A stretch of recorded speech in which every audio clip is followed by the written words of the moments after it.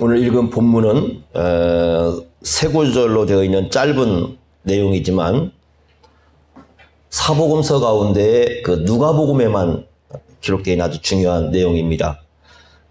특별히 그 여인들의 그룹들이 나오는데 이 여자분들이 예수님의 제자로 활동한 것을 말씀해 주고 있는데 사복음서 가운데 여자들이 이렇게 예수님과 함께하면서 제자로 살았다라는 삶의 기록은 여기 누가복음밖에 나오질 않습니다. 누가복음의 큰 특성이 뭐냐면 그 1세기에 주목받지 못했던 그 여성들의 활동, 그들이 어떻게 예수님과 함께 살았는가에 대한 기록들이 상당히 좀 많다는 것입니다. 1세기의 랍비들은, 유대 선생들은 여인들을 좀 낮게 이렇게 취급을 했습니다. 그래서 랍비들은 여인들을 제자로 두지 않습니다. 뿐만 아니라 여자들을 가르치지도 않습니다. 그래서 여러분, 우리가 유대인들 뭐 여러 가지 좋은 책들 뭐 탈무드 이런 것을 위해서 알고 있지만은 실제로 유대 랍비들은 여인들에 대해서는 그렇게 옹호적이지 않았습니다. 그래서 가르치거나 제자로 두지 않습니다. 그러니까 예수님은 그런데 활동하는 걸 보면은 이 여자들을 예수님의 제자들로 받아주셔가지고 이 땅에서 예수님의 제자로 살아갈 수 있도록 그렇게 해주시는 놀라운 일을 행하십니다. 그러니까 오늘날로 말하면 굉장히 혁명적인 일이죠, 이건. 그 당시, 지금이야 이제 교회 안에 우리 여성분들이 많이 있으니까 뭐 그럴 것이다 이렇게 생각할지 모르겠지만 1세기 당시에 예수님이 여인들을 데리고 다니면서 복음을 전하고 여인들을 제자로 둔 것은 혁명적인 일입니다. 더군다나 오늘 말씀이 중요한 건 뭐냐면 예수님의 12제자가 있는데 그 예수님의 12제자와 이 여자들을 나란히 놓습니다. 동등하니 놓고 있습니다. 그러니까 우리는 예수님의 제자들 그러면 12제자를 중요하게 생각합니다. 그런데 오늘 본문을 보면은 이 여인들의 그룹을 예수님의 12제자와 동등한 그룹에 놓고 이 여인들이 어떻게 사역을 했는지라는 것을 말씀해 주고 있는데, 특별히 이 말씀이 중요한 건 뭐냐면 교회가 어떻게 가야 되는지, 그리고 예수님께서 어떤 방식으로 사역을 했는지에 대해서 우리에게 아주 중요한 부분들을 가르쳐 주고 있습니다. 그래서 예수님을 알 수 있는 아주 중요한 내용이라 이렇게 볼 수가 있습니다. 한마디로 말하면 여러분들이 여기에서 볼 수 있는 내용이 뭐냐면 팀 사역입니다. 팀 사역이라는 건데 이 한 팀이 구성돼 가지고 사역을 하는 그런 장면들이 나옵니다. 한번 그 내용들을 우리가 한번 들여다보겠습니다. 1절 한번 보십시오. 예수께서 각 성과 마을에 두루 다니셨다, 이렇게 말씀을 합니다. 여기 성이라는 것은 좀 규모가 큰 마을입니다. 예전에는 이제 그 도시라고 부르는 지역인데 지금에 비해서는 뭐 그렇게 큰 도시가 아니겠죠. 그러나 그 당시에 그 어떤 도시 수준의 큰 그 규모가 있는 그 지역을 성이라고 이렇게 부르고요. 마을이라는 것은 규모가 좀 작은 데입니다. 우리가 마을, 동네라고 지금 누가 동네 이렇게 하지 않습니까? 이제 그런 동네들을 마을이라고 이렇게 표현을 합니다. 그러니까 예수님께서는 큰 좀 이 도시 지역하고 이 작은 마을을 여기저기 다니면서 이 복음을 선포했는데 그 8장 1절 보시면 곳곳에 다니면서 하나님 나라를 선포하셨다, 이렇게 말씀하고 있고요. 복음을 전하셨다, 이렇게 말씀을 합니다. 그런데 그 말씀 보면 12제자가 함께 하였다, 이렇게 말씀을 하죠. 그러니까 예수님께서 이 도시와 그 다음에 어떤 시골 마을을 다니면서 하나님 나라를 선포하시고 복음을 전하는데 지금 12제자가 같이 예수님과 이렇게 동행하면서 그 복음 사역을 함께 감당해가는 그런 모습을 여기에서 보여주고 있습니다. 예수님을 만난 사람에 대해서 예수님은 둘 중에 하나입니다. 어떻게 말씀하시냐면 나를 따르라고 하는 사람들이 있어요. 그러니까 이 사람들 직접 따라야 됩니다, 예수님을. 그러니까 이 사람들은 예수님을 직접 따라다니면서 제자로 살아야 돼요. 그죠? 그래서 이제 그런 사람들이 있습니다. 나를 따르라고. 많지 않습니다. 우리가 잘 알고 있는 12명, 예수님의 12제자는 바로 다 그렇게 부름을 받았습니다. 여러분들이 근데 그 복음서를 보시면 대개는 어떻게 하냐면 대개는 다 돌려보냅니다, 집으로. 그러니까 많은 사람들이 예수님의 12제자만 주목을 해요. 그러다 보니까 예수님의 제자들 그러면 12명만 생각을 합니다. 그런데 대부분의 제자들은 어떻게 하냐면 돌려보냅니다, 집으로. 그러니까 집으로 가서 어떻게 하느냐? 예수님께서 이렇게 말씀합니다. 지금 예수님께서 그들에게 베푸신 은혜가 있습니다. 그죠? 그 은혜를 거기서 증언하고 살아라. 네가 집으로 돌아가서 집에 네가 마을에 이제 다시 돌아가서 너의 집으로 돌아가서 예수님께서 너에게 어떤 은혜를 베풀어 주셨는가? 그걸 얘기하고 살아라. 그러면서 동시에 뭐라고 말씀하시냐면 그것을 통해서 하나님의 영광을 드러내라고 하십니다. 그러니까 대개의 제자들은 어떻게 하냐면 그냥 예수님을 따라가는 게 아니라 집으로 돌아가서 예수님께 은혜 받은 사실을 자기가 살아가는 데서 이렇게 드러내는 역할을 해요. 그리고 거기에서 하나님의 영광을 드러내는 역할을 합니다. 근데 그러니까 일부는 예수님께서 부르셔가지고 자기를 따라올 수 있도록 하십니다. 그죠? 지금 여기 나와 있는 12명이 어떤 사람이에요? 바로 그 사람들입니다. 그런데 우리가 여기서 주목해야 할 게 뭐냐면 이 실제로 예수님과 함께 일하는 사람들인데 그 자체가 하나의 팀이라는 겁니다. 이 자체가 하나의 큰 팀이에요. 그러니까 예수님께서 공생애를 시작하시면서 가장 먼저 행한 일 중에 하나가 뭐냐면 제자들을 부르시는 거예요. 그러니까 제자들을 불러가지고 예수님과 한 팀을 만드시는 겁니다. 마가복음 3장 14절 15절 보면은 12를 불러서 이게 이제 초반이지 않습니까? 12를 불러서 그 다음에 하시는 말씀이 자기와 함께 있게 하셨다 이렇게 말씀해요. 그러니까 12를 불러서 예수님께 자기와 함께 하면서 한 팀을 만들도록 하십니다. 그리고는 마가복음 6장 7절에 보시면 이제 제자들을 갖다가 자기와 함께 있으면서 훈련을 시킬 거 아니겠습니까? 보내실 때 몇 명씩 보냅니까? 둘씩 보냅니다.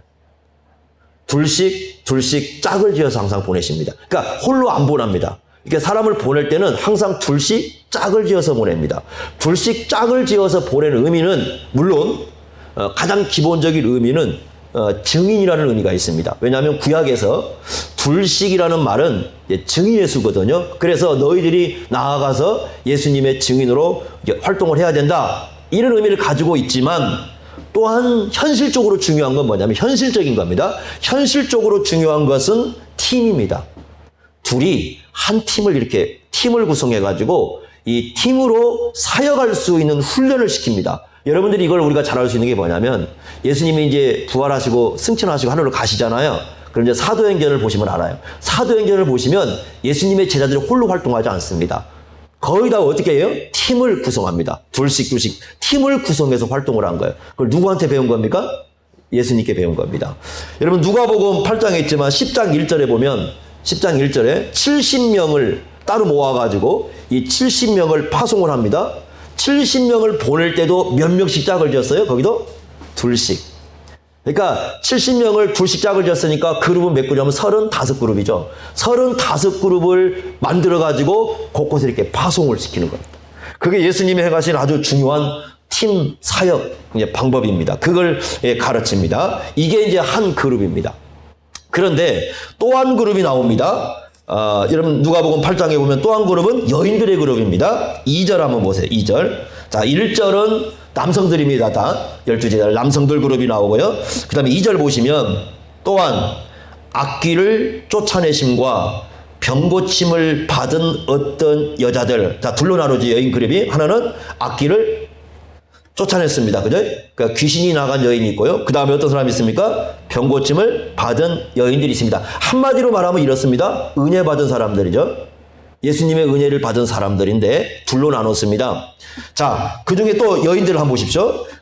그러면 그 귀신이 나간 여인 한 사람을 언급하고 있죠. 이름을 갖다가 2절에 보시면 7 귀신이 나간 자 막달라인이라 하는 마리아. 우리가 막달라 마리아 그러죠? 막달라 마리아. 막달라라는 지역이 있어요. 갈릴리 호수에서 그 서쪽에 있는 그 지역인데 막달라라는 뜻은 탑입니다. 탑. 이 탑이라는 의미를 갖고 있습니다. 그런데 이제 그 고대에 연구하면 여기는 그 토기라든가 염색 그 사업이 발전한 지역입니다. 그런데 그 막달라라는 지역에서 온 여인이죠. 그 출신입니다. 그 출신 여인인데 귀신이 몇 개가 들었어요? 7 귀신이 들었습니다. 그러니까 우리가 생각할 때 7명의 귀신이 들었다고 이렇게 생각하시면 안 됩니다. 그러니까 7이라는 말은 그런 뜻이 아니라 수로 7을 쓸 때는 주로 완전수를 쓸 때가 있고 또 한 번은 언제가 있냐면은 많다라는 의미를 가질 수 있어요. 그러니까 여기서는 뭐냐면 아주 심하게 귀신 들렸던 여인자의 말입니다. 아주 심하게 귀신 들려서 귀신에게 억압과 고통을 받았는 그런 여인이 막달라 마리아입니다. 이 여인에 대해서 이제 우리가 다음 주에 한번 좀 보려고 좀 생각을 해보는데, 이 여인에 대한 오해 두 가지 버려야 됩니다. 첫째, 이 여인의 오해 첫째 뭐냐면, 많은 사람들이 이 여인을 매춘부, 즉 창녀로 얘기합니다. 성경에 그런 내용 없습니다. 그리고 전승에도 그런 내용 없습니다. 예수님을 왜곡하고 이 여인을 왜곡하는 많은 사람들이 이 여인을 창녀로 언급하는 경우가 많습니다. 그렇지 않습니다. 성경에 전혀 그런 일 없습니다. 그러니까 그냥 이 여인은 귀신이 들렸다가 나간 여인입니다. 두 번째 오해는 뭐냐면 찬송가 오해입니다. 211장 우리 찬송가를 보면은 값비싼 향유를 주께 드린 막달라 마리아 본받아서 그러는데, 막달라 마리아는 향유를 부은 적이 없습니다. 성경에. 그러니까 두 가지 오해입니다. 그러니까 첫째 오해는 매춘부라는 그 잘못된 전승 오해고요. 두 번째 오해는 뭐냐면 향유 부었다는 오해입니다. 그러니까 둘 다 이 여인은 그런 거 한 적이 없어요. 이 여인이 한 것은 뭐냐면 귀신 쫓김 받은 겁니다. 그래서 한 여인을 언급했습니다. 자, 그러면 나머지 여인들은 어떤 여인들이겠어요? 자, 귀신 쫓김 받은 악기가 나간 여인을 한 사람 언급을 했어요. 그럼 나머지 여인들은 다 어떤 사람이겠어요? 병고침 받은 사람들이겠죠. 그러겠죠? 나머지 여인들은 전부 다 병고침 받은 사람들입니다. 그럼 병고침 받은 사람들인데 그 사람 이름이 3절에 나옵니다. 두 사람이 언급합니다. 첫째 사람은 누구냐면 헤롯의 청지기 구사. 그러니까 헤롯의 청지기가 누가 구사라는 이름입니다. 그 사람의 아내 요안나, 이 요안나라는 여인이 나옵니다. 여기서 말하는 헤롯은 어떤 사람이냐면 헤롯 안디바. 여러분 세례 요한 있지 않습니까? 세례 요한을 투옥시키고 처형시킨 사람입니다. 이게 헤롯 안디바거든요. 그 사람의 청지기니까, 이 청지기는 재산을 관리하는 사람이에요. 돈 아무한테 안 맡기잖아요. 굉장히 신뢰하는 사람한테 맡기겠죠. 그러니까 헤롯이 굉장히 신뢰하는 사람인데 그 구사라는 사람의 아내입니다. 요한나라는 여인이요. 고위 관직입니다. 그러니까 청직이라는 것은 그 당시에 고위 관직입니다. 그러니까 이 여인은 사실 말하면 부유층 여인입니다. 굉장히 부유층 여인이고 고위 관직 부인입니다. 또 한 여인은 수산나입니다. 이 여인은 여기밖에 안 나와요. 다른 데는 나오지 않습니다. 아마 이 여인도 이름이 언급된 것은 많은 분들이 요한나가 지금 고위 관직의 부인으로 나왔기 때문에 이 여인도 아마 그럴 것이다 라고 그냥 추측만 하는 겁니다. 그렇다는 게 아니라 그럴 것이다 이렇게 추측을 합니다. 그리고 누가 나옵니까? 이름 없는 다른 여러 여자들이 나오죠. 근데 그 다음에 보십시오. 뭐라고 되어 있습니까? 함께하여. 자, 8장 1절에도 12자가 예수님과 함께하였죠. 근데 3절에도 뭐라고 나와서 이 여인들이 전부 다 어떻게 했다? 함께하여. 다시 말해 한 팀을 이루었다는 거죠. 한 팀을 이루어서 그 다음에 자기들의 소유를 가지고 그들은 예수님과 예수님 일행들이죠. 그들을 어떻게 했다? 섬겼다. 이렇게 말씀을 하고 있습니다. 그러니까 여기는 지금 이제 두 가지 의미가 함의가 되어 있어요. 왜냐하면 함께 한다라는 말씀 속에는 이제 학자들에 따라서 약간 좀 다를 수 있지만 제가 볼 때 두 가지 이제 견해가 있습니다. 하나는 뭐냐면 이 함께 한다는 말씀은 그 앞에 예수님과 12제자가 그 도시하고 이렇게 마을에 가서 이렇게 복음을 전했지 않습니까? 그때 함께 따라갔다는 겁니다. 이 여인들 그룹이. 그래서 함께 이 예수님의 제자와 동행을 하면서 이 예수님과 예수님 일행을 섬겼다라는 내용이 있습니다. 그러니까 이 내용도 많습니다. 이런 얘기를 많이 합니다. 그렇다면 아마 이 여인들은 그룹을 져가지고 예수님이 어떤 도시에 가고 어떤 마을에 가면 함께 이렇게 동행을 해가지고 거기에서 예수님의 일행을 섬겨주고 도움을 줬을 거예요. 여러분 이걸 아셔야 됩니다. 예수님은요, 많은 사람들에게 기적을 행하시고 심지어는 배고픈 사람에게 막 떡도 주고 물고기도 주고 하셨잖아요. 예수님은 자기를 위해서는 돌멩이 하나를 떡으로 만들어 먹어본 적이 없어요. 그러니까 예수님은 이 땅에 오셔가지고 자기를 위해서는 기적을 행하지 않습니다. 기적을 행하지 않아요. 떡 하나 만들어 먹지 않습니다. 그럼 어떻게 먹어요? 다른 사람이 다 섬겨줄 때 먹어요. 다른 사람들이 예수님을 섬겨줄 때 먹습니다. 이게 나중에 이제 제자들에게도 굉장히 중요한 훈련이 됩니다. 그런데 이제 이거 몰라요. 어떤 방식으로 섬겼는지는 몰라요.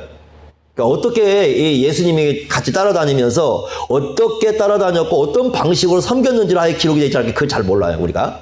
자, 이건 이제 하나 우리가 생각해 볼 수 있고, 또 하나는 뭐냐면 이런 겁니다. 여인들이 이렇게 함께 했습니다. 그러면 두 가지가 이제 기본 전제입니다. 첫째는 뭐냐면 분명히 이들의 마음과 생각이 일치가 됐다는 겁니다. 이들의 마음과 생각이 일치가 되었어요. 어떤 생각이 일치가 되었느냐? 이렇게 일치된 거죠. 지금 앞에서 하나님 나라를 선포하고 복음을 전한 걸 말씀하지 않았습니까? 이게 예수님이 지금 하시는 일이잖아요. 우리가 예수님께서 하시는 일에 동참을 하자. 이 말은 무슨 뜻이냐면 이 예수님께서 하나님 나라를 전파하고 복음을 전하는 건 정말 귀한 일이다. 이걸 어떻게 깨달았어요? 은혜 받고 나니까 이게 알아요. 은혜 받기 전에는 그 예수님이 하는 일이 귀한 줄 모를 겁니다. 아마 다 그럴 거예요. 모든 사람이 다 그렇습니다. 그러니까 예수님의 은혜 받기 전에는, 하나님의 은혜를 받기 전에는 이 하나님 나라를 위해서 일하고 복음을 전하는 것이 얼마나 귀중한 일인가를 모릅니다. 그런데 지금 이 여인들한테 모두가 다 예수님의 은혜를 받았잖아요. 은혜를 받고 보니까 예수님이 행하신 일이 어때요? 굉장히 귀한 일이죠. 그러니까 하나님의 은혜는 가치관을 바꿔버려요. 생각을 바꿔버립니다. 예전에는 귀하게 보이지 않은 게 굉장히 귀하게 보이는 거고, 그 다음에 예전에는 귀하게 보였던 게 별로 중요하지 않아요. 이 가치관이 바뀌어요. 은혜 받고 나면. 그러니까 은혜 받은 사람의 특징을 어떻게 알 수 있느냐? 가치관이 바뀝니다. 생각이 바뀌어요. 세상 사람들이 귀하게 여기던 것이 별로 안 귀해지고, 예전에는 별로 중요하지 않거든요. 이제 굉장히 귀해지는 거죠. 그러니까 이 사람들이 다 은혜 받고 나서 생각이 일치가 된 겁니다. 아, 저 예수님이 행하신 일이, 저 하나님 나라 일이, 저 복음을 전하는 얼마나 귀한 일인가. 우리가 여기에 마음을 모으고 뜻을 모아서 저 예수님이 하시는 일에 우리가 도움을 주자. 이렇게 여인들의 마음이 일단 일치가 된 겁니다. 두 번째는 뭐냐? 서로 용납했다는 거예요. 서로 용납했다. 옛날에 어떤 분들이 우리 그 한국 사람을 비난할 때 그렇게 비난했거든요. 한국 사람은 둘만 모이면 싸운다고. 둘만 모이면 싸운답니다. 네? 서로를 용납을 못하는 거죠. 그런데 여기 보시면 귀신 나간 여인 있죠? 고위층 여인 있죠? 다른 여자들 누군지 모릅니다. 아마 다른 여인들을 그룹을 나눴을 때는 이 여인들은 그렇게 그 당시에 중요한 여인이 아니었던 것 같아요. 그런데 문제는 뭐냐면 서로가 다 함께 한 목적을 가지고 서로 어떻게 용납을 했다는 거죠. 다시 말하면 여인들, 부위층 여인들이 모여가지고 우리끼리만 모여가지고 우리끼리 편을 짜가지고 우리끼리 하자, 이게 없어요. 귀신 들렸던 여인도 받아들이고 부위층 여인도 오고 다른 가난한 여인도 함께 포함하고 자신들이 모두가 다 함께 연합을 할 수 있는 그러한 한 팀을 구성을 했다는 겁니다. 이게 굉장히 중요한 겁니다. 그러니까 예수님과 함께했던 12제자 남성들, 그 다음에 여인들이 함께한 이 여인들, 그 다음에 이 두 팀이 하나가 되어서 이렇게 일어난 거죠. 이게 바로 하나님 나라 역사를 일하는데 예수님을 중심으로 해서 이루어지는 새로운 역사입니다. 새로운 공동체입니다. 바로 이 부분을 여기서 우리에게 보여주고 있습니다. 여러분, 성경적인 교회가 어떤 교회인 줄 아십니까? 성경적 신앙, 성경적 교회가 있습니다. 이런 겁니다. 홀로 뛰는 교회는 이 성경적 교회가 아니에요. 성경은 홀로 뛰라고 말하지 않아요. 이 성경에서 나와 있는 예수님과 그 다음에 사도행전에서 보여주고 있는 모든 사역의 핵심은 팀 사역입니다. 어떻게 이 공동체성이라는 건데 이 공동체성을 드러내는 교회가 좋은 교회입니다. 사실은 신앙의 성숙도는요 홀로 영웅을 요구하지 않습니다. 성경에서는 홀로 된 영웅을 요구하지 않아요. 홀로 막 영웅처럼 막 살아가고 막 혼자 막 우월적인 신앙이 되어가지고 내가 막 어떤 뭔가를 혼자 열심히 해가지고 혼자 막 우월한 어떤 그런 신앙을 가지는 이런 것을 성경은 요구하지 않습니다. 좋은 교회는, 좋은 신앙은 공동체성이라는 걸 어떻게 잘 드러낼 수 있는가, 이게 굉장히 중요한 겁니다. 여러분, 사도 바울 사역을 한번 들어가 봅시다. 사도 바울의 사역은 팀 사역입니다.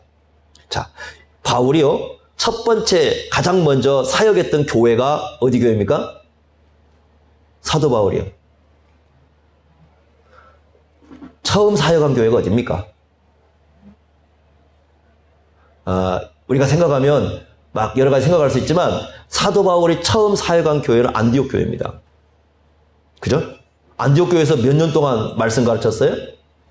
1년 동안이죠. 그런데 거기 재밌는 표현이 나옵니다. 1년 동안 말씀을 가르쳤는데 어떻게 가르쳤냐? 바울 혼자 했다고 나오지 않습니다. 바나바와 바울이 한 팀이 돼서 가르쳤어요. 그죠?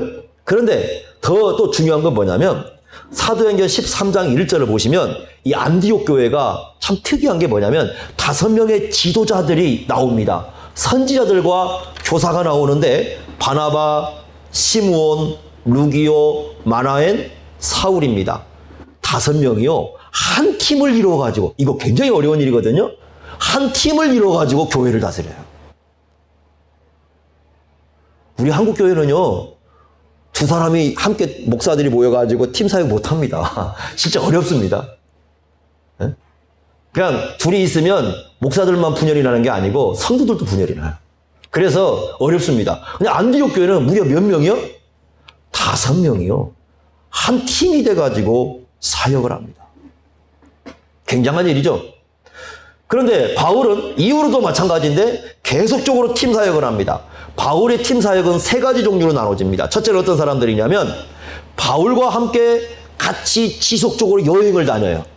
복음을 전하는데 지속적으로 여행을 다니면서 함께 사역을 하는 사람들이 있습니다. 팀을 이룬 사람.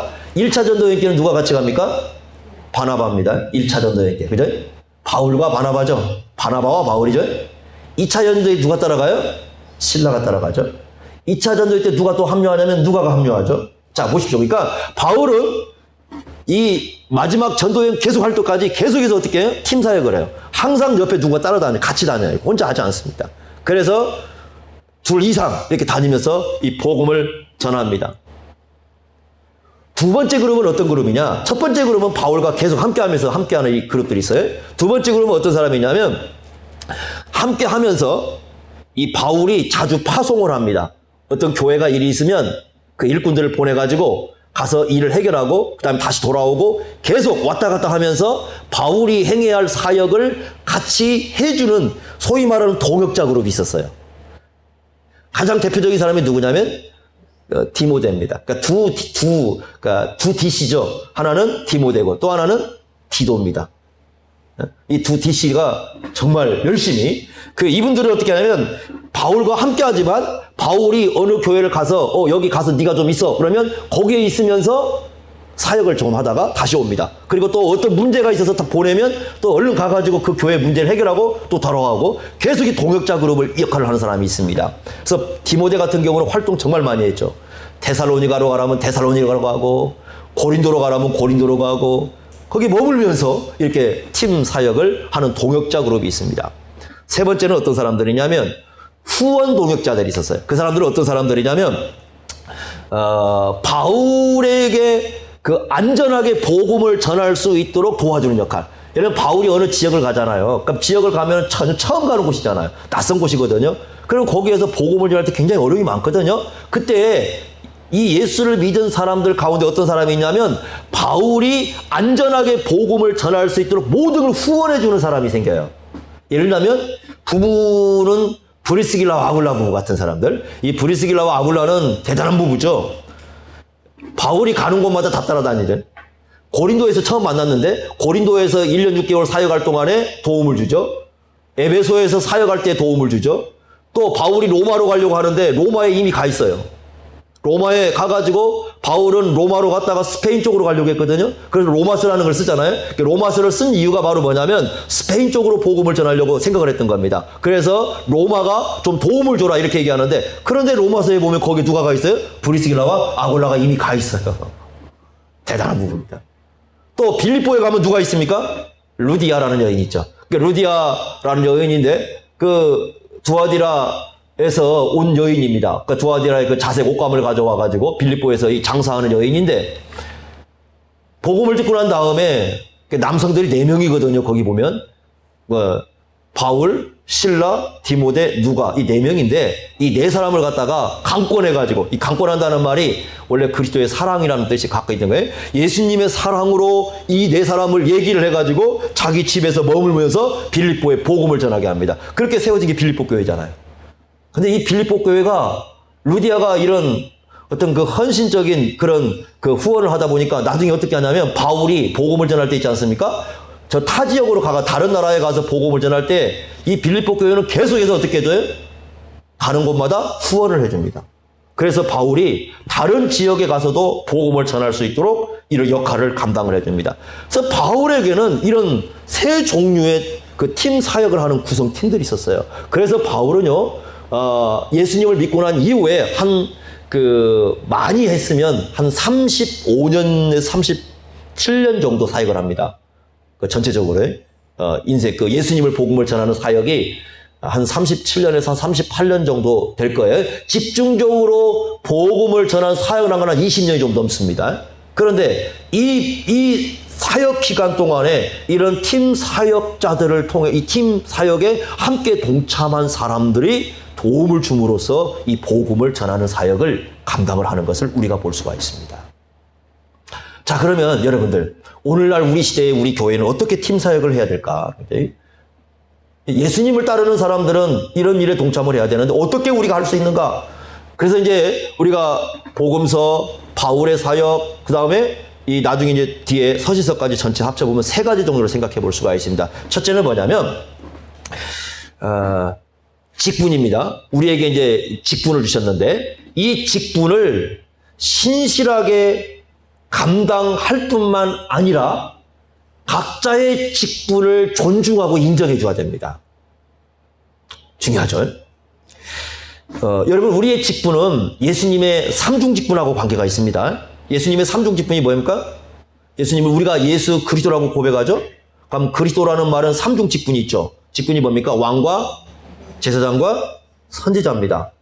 목사, 장로, 집사, 지금 우리가 이제 있는 한국교회 있는 권사, 이 모든 직분은 예수님의 삼중직과 관련이 있어요. 목사는 선지자직과 관련이 있어요. 그죠? 그래서 말씀을 전하는 게 핵심이죠. 장로님들은 왕의 직분과 관련이 있어서 뭐 하는 게 핵심입니까? 바로 교회를 신방하고 다스리는 거잖아요. 그러니까 신방과 다스리는 게 핵심이죠. 집사의 직분은 뭐 하는 겁니까? 집사의 직분은 제사장과 관련이 있어서 교회의 모든 실질적인 재정의 문제를 책임지는 사람들이죠. 그죠? 권사님들은 그냥 섬기라고 세워놓은 것인데 원래는 권사님들은 대개 보면은 장로 직분과 집사 직분이 묘하게 이렇게 섞여 있어요. 그래서 이 직분이 이렇게 교회는 예수님을 드러내는 직분이에요. 직분이. 그러니까 삼중직을 왜 세워놨느냐? 예수님을 드러내는 데 의미가 있어요. 그럼 어떻게 해야 되느냐? 이 직분을 물론 각자는요, 자신의 어떤 위치에서 신실하게 감당해야 돼. 목사가 다 잘해도 말씀을 엉터리로 전하면 그건 신실하지 못한 겁니다. 네? 우리 장로님들은 열심히 이제 교인들을 돌보는 역할을 해야 돼. 그죠? 이걸 중심적으로 해야 돼. 집사님들은 실질적으로 교회 재정이 어떻게 돌아가는지를 생각을 하고 이 교회가 어떻게 살림을 꾸려갈 것인지를 생각하고 열심히 와서 해야 되겠죠. 우리 권사님들은 이런 교회가 전체적으로 우리가 진행될 수 있도록 어떻게 우리가 섬겨가면서 곳곳에 도움을 줘야 될지를 생각을 해야 되겠죠. 이렇게 직분이 서로를 각자 위치에서 정말 잘 감당해야 됩니다. 그리고 어떻게 해야 되느냐? 서로의 직분이 잘 감당될 수 있도록 협력을 해줘야 돼요. 존중을 해야 돼요. 먼저 존중을 해줘야 됩니다. 그러니까 집사님들은 장로님들을 존중해주고 장로님들은 집사님들을 존중을 해줘야 됩니다. 그리고 어떻게 해야 되냐? 각자의 직분들이 그 직분의 위치에서 그 역할을 감당할 수 있도록 적극적으로 서로 협력을 해줘야 됩니다. 중요하겠죠? 먼저 알아야 될 것은 여러분, 교회의 직분은 국가고시가 아니죠. 국가에서 임명하는 게 아닙니다. 교회의 직분은 예수 그리스도께서 피로 값주고 사셔서 주신 직분입니다. 여러분들이 알아야 될 게 뭐냐면 우리가 가지고 있는 직분은 예수님의 목숨값이 들어가 있습니다. 우리에게 주신 직분을 절대 소홀히 하지 말아야 할 이유가 여기에 있습니다. 예수님의 목숨값이 들어가 있습니다. 거기에. 우리를 위해서 값주고 사신 목숨값이 들어가 있기 때문에 이 직분은 굉장히 중요한 겁니다. 어느 것 하나 소홀히 할 수가 없어요. 이런 직분의 위치에서 일을 감당할 뿐만 아니라 이걸 서로가 감당할 수 있도록 도움을 줘야 돼. 또 하나 중요한 게 뭐냐면 서로를 위해서 기도를 해줘야 돼. 이 직분자들이 직분을 잘 감당할 수 있도록 서로를 위해서 기도하는 역할, 이것도 우리가 지금 해야 할 두 번째 중요한 역할입니다. 그래서 이 교회에 주님께서 세우신 직분이 올바르게 감당될 수 있도록 서로를 존중해주고 서로 협력해주고 서로를 위해서 기도해주는, 이것이 먼저 우리가 해야 할 팀 사역의 첫 번째입니다. 두 번째는 뭐냐?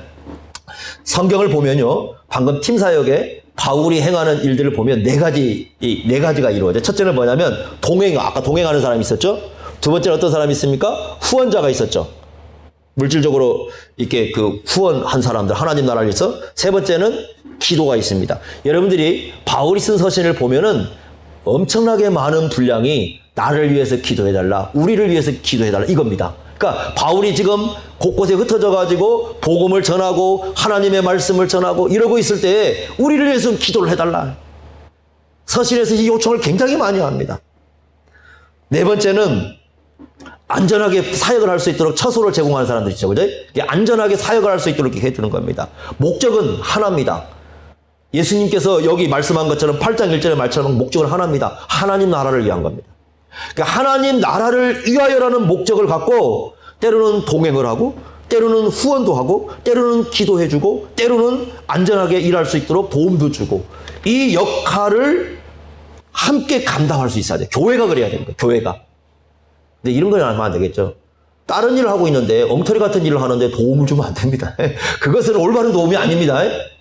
교회가 이 땅에서 해야 할 일이 아닌데 어떤 일을 하고 있어요. 근데 그런 걸 도움을 주는 것은 이건 오히려 더 해악이 되는 겁니다. 그거 말고요, 하나님 나라를 위하여 주님께서 세우신 교회가 주님께서 원하는 대로 교회가 갈 때에는 분명히 우리가 어떤 역할을 감당해 줘야 돼요. 여기서. 네? 모든 교우인들이 그래야 되는 거예요. 세 번째는 뭐냐, 이게 이제 세 번째가 중요한 또 하나 부분인데, 그게 뭐냐면 교회가 여러분들이 고린도전서 12장하고요 로마서 12장 4절 8절 보시면 뭐라고 말씀하냐면 은사들의 공동체라고 합니다. 은사들의 공동체. 다양한 은사들이 있습니다. 교회 안에는. 그 다양한 은사들을 주신 목적은 딱 하나입니다. 그러니까 은사들은 다양하지만 목적은 하나라고 그랬어요. 그게 뭐라고 그랬습니까?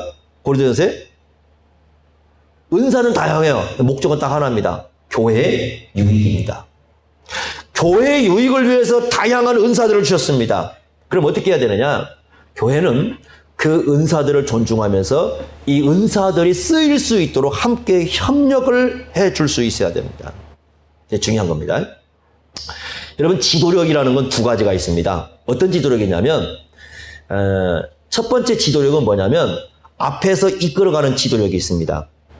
많은 사람들은 이게 지도력이라고 생각합니다. 두 번째 지도력이 있습니다. 두 번째 지도력은 뭐냐면 앞에서 일하는 사람이 제대로 감당할 수 있도록 이 뒤에서 이게 그 바탕이 되어주는 겁니다. 두 가지 역할이 굉장히 중요합니다. 우리는 어느 부분에 한 역할을 하고 있는 거예요. 그래서 이 은사들을 가지고 하지 말아야 할 게 뭐냐면 은사들을 가지고 서로 비교하는 거예요. 그거 하면 안 됩니다. 그건 의미가 없어요. 사람이 가장 나쁜 게 뭐냐면 비교하는 겁니다. 그 하버드 대학교에서 그 굉장히 그 유명한 교수인데 그분이 쓴 책의 12가지 인생의 법칙에 보면 이런 얘기가 나옵니다. 내가 다른 사람과 비교하는 것은 가장 어리석은 비교다. 가장 좋은 비교는 뭐냐면 내가 어제와 오늘을 비교하는 거다. 그러니까 어제보다 나의 삶이 오늘 한 걸음 나아졌으면 그게 의미가 있는 것이지, 다른 사람들과 우리를 비교하는 것은 이것은 자기를 망치는 길이라고 합니다. 굉장히 유명한 분입니다. 그리고 이렇게 썼습니다. 그 책의 재미있는 얘기가 뭐냐면 세계를 갖다가 막 변화시키겠다고 막 그 나서는 사람이 있습니다. 그분에게 뭐라고 얘기하면 이렇게 썼습니다. 세계를 갖다 막 변화시키려고 하는 사람에게 네 방부터 책임지라 그래서 책이 되는. 네 방이나 좀 깨끗하게 치워놓고 그 얘기라. 그 제목이 소제목 하나가 그겁니다. 세계를 변화시키려고 하지 말고 네 방을 깨끗이 치워라. 그거 하나도 못하면서 무슨 세계를 변화시킨다고 하느냐. 은사를 갖고 비교하지 말고요. 그 주신 은사, 어떤 사람은 손의 역할, 어떤 사람은 발의 역할, 어떤 사람은 뭐 여러 가지 뭐 귀의 역할, 이거 있잖아요. 그죠? 그걸 소중히 여기면서 그걸 잘 감당할 수 있게 협력해 주는 거. 이게 예수님께서 말씀하시는 은사 공동체의 특징이에요. 이것도 우리가 함께 조화를 이루어갈 수 있도록 해줘야 되는 겁니다. 이 세 가지가 교회가 이 감당해갈 아주 중요한 팀 사역의 모습입니다. 자, 그러면 그 다음 보겠습니다. 8장 한번, 누가복음 8장 3절 한번 보십시오. 이 여인들을 한번 보시면서 이렇게 결론을 내리죠. 8장 3절에 보시면 헤롯의 청지기 구사의 아내 요한나와 수산나와 다른 여자가 함께하여 자기들의 소유로, 이게 중요하겠죠. 자기들이 가진 소유를 들여서 그들을 어떻게 했다고요? 섬겼다고 나옵니다. 자, 이 여인들의 섬김의 특징입니다. 그러면 우리가 이제 각자의 위치에서 봉사하고 섬길 때에 어떤 특징을 갖고 해야 되는가, 이게 굉장히 중요합니다. 이 여인들의 섬김의 특징이 뭐냐? 아까 언급을 했습니다. 뭡니까? 하나님의 은혜입니다.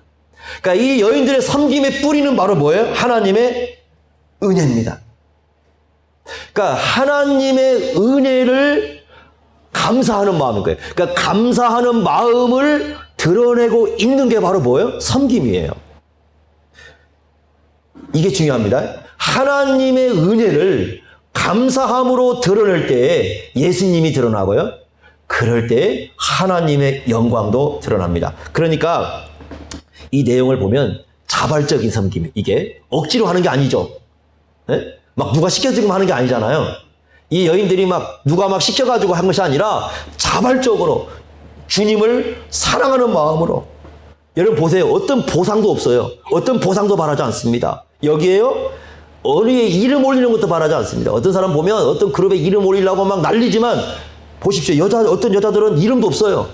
이름도 없는데 하는 겁니다. 오직 이들이 바랐던 것은 이 지상에 자기들의 이름이 남는 게 아니에요. 하늘에 기록되는 겁니다. 하늘에 기록된 이름을 가지고 있기 때문에 이 땅에서 자기 이름이 나는 건 별로 중요하지 않습니다. 보상도 바라지 않습니다. 다만 하나님의 은혜에 감사해서 자발적으로 주님을 사랑하는 마음으로 지금 이렇게 하는 겁니다. 모든 직분은, 여러분 주십시오. 우리가 목표는 하나입니다. 하나님 나라와 하나님의 영광을 위하여 우리가 하나로 해야 됩니다. 그리고 모든 직분과 우리가 감당하는 모든 사역의 뿌리는 뭐예요? 은혜입니다. 공통인 겁니다. 뿌리는 은혜고 목표는 하나님의 나라입니다. 그리고 어떻게 합니까? 그것을 하기 위해서 각자 다양하게 하나님께서 주신 그 위치에서 그 일들을 감당하면서 함께 협력해서 할 수 있도록 해나가는 그런 교회, 이런 교회가 바로 주님께서 기뻐하시는 교회라는 거죠. 사람이, 제가 이제 몇 년 동안 계속해서 고민하고 연구한 게 뭐냐면, 도대체 우리가 하나님 앞에서 사람답게 사는 게 뭘까? 이제 그 얘기를 하는 사람이 굉장히 많습니다. 사람답게 사는 게 뭘까? 이 땅에서 우리가 사람인데 사람답게 사는 것과 사람답지 않게 살아가는 게 뭘까? 이제 최근에 점점 이제 몇 년간 연구하면서 한 5가지로 이제 결론이 좁혀졌어요. 어떻게 좁혀졌냐? 사람답게 사는 게 뭘까요? 첫째는 뭐냐면 우리 요리문답에 나와 있어요. 여러분 소요리 문답, 일문답이 뭐겠습니까? 질문이 사람의 제일 되는 목적이 무엇입니까? 그건 뭐냐면 제일 되는 목적이라는 건 이런 거예요. 하나님이 우리를 사람으로 만든 목적이 뭐냐 그 말이에요. 그죠? 그러니까 사람이 사람답게 사는 건 뭐냐면, 첫째는 뭐냐면 자기 인생의 제일 되는 목적이 뭔가를 알아야 되는 거예요. 우리 사람으로 만들었으니까 사람답게 산다는 건 하나님께서 우리를 창조한 목적대로 살아야 되거든요. 이게 제 1번이에요. 그러니까 사람답게 살아가는 사람들은 자기가 왜 살아가는지를 아는 거예요. 두 번째는 뭐냐? 예수님을 구약에서 얘기할 때 신약도 마찬가지지만 공의라는 걸 가르쳐. 공의의 삶을 살아가는. 이건 좀 우리에게 낯선 개념이지만 나중에 연구 많이 해볼 필요가 있습니다. 공의를 이렇게 산다는 것은 결국 하나님의 말씀과 연관이 되어 있습니다. 이 땅에서. 두 번째는 공의롭게 사는 거예요. 세 번째는 뭐냐? 사람답게 살기 위해서 가장 세 번째 중요한 건 자기 위치를 아는 겁니다. 자기 위치를 아는 거예요. 하나님과의 관계에서 우리 위치를 아는, 우리가 피조물이라는 걸 인식할 수 있는 겁니다. 또 사람들과의 관계에서 우리 위치를 아는 거예요. 교회에서 자기 위치를 아는 거예요. 가정에서 자기 위치를 알고, 우리 위치 자신을 어떤 위치에 아는가. 이 자기 위치를 모르는 사람들은 사람답게 못 살아요. 네 번째는 뭐냐면 예수님이 또 우리에게 가르치는 겁니다. 사랑할 줄 아는 겁니다. 사랑할 줄 아는 거예요. 사랑할 줄 모르면 사람답게 못 삽니다. 사람답게 못 사는 사람의 특징이 뭔지 아십니까? 사랑이 뭔지를 몰라요. 사랑을 배우지도 않고, 사랑을 알지도 못하고, 사랑을 베풀 줄도 모르고, 사랑할 줄을 몰라요. 그런 사람들은 사람다운 사람이 드러나지 않습니다. 마지막 5번째가 중요합니다. 사람답게 사는 사람의 가장 중요한 특징이 하나가 뭐냐면 감사를 아는 거예요. 감사할 줄 아는. 감사할 줄 안다는 건 뭐냐면 은혜를 아는 겁니다. 우리는 날마다 하나님의 은혜를 드립니다. 여러분, 우리 주기도 뭐라고 그럽니까? 일용할 양식을 달라고 하잖아요. 하나님께서 날마다 우리의 생명과 이 땅에 필요한 모든 것들을 우리에게 공급해 주셔요. 그런데도 은혜를 모르는 사람들은, 감사를 모릅니다. 그런 사람들은 사람답게 살 줄을 모릅니다. 사람답게 살아가는 마지막 특징은 감사할 줄 아는 거예요. 은혜를 아는 거예요. 이 여인들이 어떻습니까? 바로 그겁니다. 은혜를 알고 감사함을 갖고 자발적으로 예수님께서 하시는 그 사역에 동참해서 주님 나라 일에 자신의 삶을 들여가는 삶을 살지 않습니까? 이게요, 그 당시에 이런 겁니다. 그 당시 아까 처음에 말씀드렸을 때 그 당시 여인들은 사람답게 못 살았어요. 그렇죠? 그 당시 사람들은 여인들을 억압을 했어요. 유대인이나 이방인 똑같아요. 헬라 사람들의, 여러분, 헬라 사람들이 매일매일 기도하는 내용 중에 하나가 뭔 줄 아십니까? 노예로 태어나지 않는 거고요. 그 다음에 여자로 태어나지 않는 거였어요. 유대인들도 안 다르지 않아요. 유대인들도요, 이상합니다. 유대인들도 이 구약을 정말 알면 그러지 않을 텐데, 유대인들도 날마다 하나님께 기도한 내용이 뭐냐면 여자로 안 태어난 거였어요. 완전히 그 당시의 삶을 열등한 존재로 놓고 무시하고 살았습니다. 여인들도 그걸 당연하게 생각했었어요. 그렇게 사는 게 당연하다고 생각했어요. 그런데 예수님을 만나고 보니까 여인들이 깨닫기 시작하는 겁니다. 우리가 그런 존재가 아니라는 걸 알게 된 거예요. 그리고 예수님은 여인들로 하여금 사람답게 사는 법을 가르쳐주는 겁니다. 여인들은 하나님의 은혜를 알고 예수님의 은혜를 알고 사람답게 사는 법을 깨닫고 그 삶을 향해서 나가는 겁니다. 그게 예수님을 만난 사람들의 특징이에요. 그래서 하나님의 은혜를 알고 예수님의 은혜를 알고 그 감사하는 삶을 드러내면서 사람답게 살아가는 방법을 드러내는 이런 삶을 여인들도 남자들도 살아갑니다. 이게 예수님 만난 사람의 특징이에요. 여러분 기억합시다. 우리의 삶은 언젠가 종착지가 있습니다. 끝날 때가 있습니다. 이 땅에서. 그리고 주님 만나야 됩니다. 그때 우리는 어떤 교회를 이뤘을지, 우리에게 주신 은혜를 어떻게 우리는 드러내고 살았는지, 이걸 주님께서 우리에게 물으실 겁니다. 그때 우리가 올바른 대답을 할 수 있도록 여러분 이 땅의 삶을 살아가야 될 것입니다. 그랬을 때 그것을 배울 수 있는 길은 바로 8장 1절에서 3절까지에 나와 있는 이 여인들의 그룹에서 보여주는 아주 중요한 모습입니다. 여러분 꼭 기억을 하시고 주님의 은혜에 합당하게 하나님의 영광을 드러내는 그런 감사의 삶을 이 땅에서 살아갈 수 있기를 바랍니다. 기도하겠습니다.